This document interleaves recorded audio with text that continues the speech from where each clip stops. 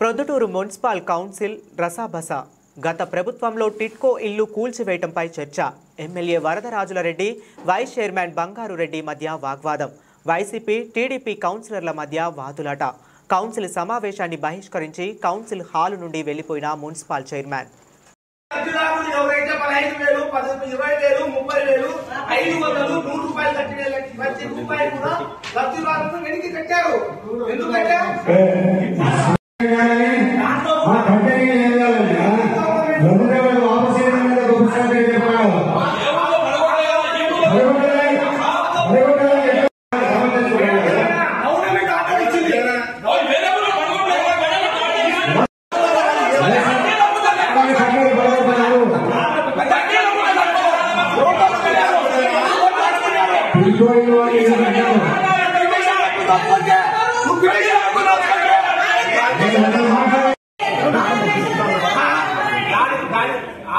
టిట్కో ఇళ్ల గురించి వీళ్ళు కట్టింది 4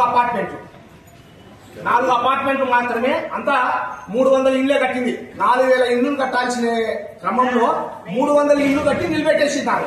ఆ 300 ఇళ్లు కూడా ఎవరికి ఆడ ఇన్ఫ్రాస్ట్రక్చర్ తయారు చేయాలనే, రోడ్లు వేయాలనే, పైప్ లైన్లు ఇవ్వాలనే, ఇంకోటి ఎన్ని సమస్యలు వస్తాయి కాబట్టి అదంతా డిస్మాంటింగ్ గవర్నమెంట్ చెప్పింది. డిస్మాంటింగ్ చేశారు. దాన్ని ఫ్లాట్లుగా విభజించి ఇక్కడ ఉండే ప్రొద్దుటూరు నియోజకవర్గంలో ఎవరైతే ఉంటారో వాళ్లకు తక్కువ రేటుకు డిప్పు సిస్టమ్ లో ఇచ్చింది. ఎక్కడ దీంట్లో అవినీతి గానీ ఇంకోటి ఎక్కడ జరగలే. డిప్పు సిస్టమ్ లో ఇచ్చింది. ఇదంతా మున్సిపల్ కౌన్సిల్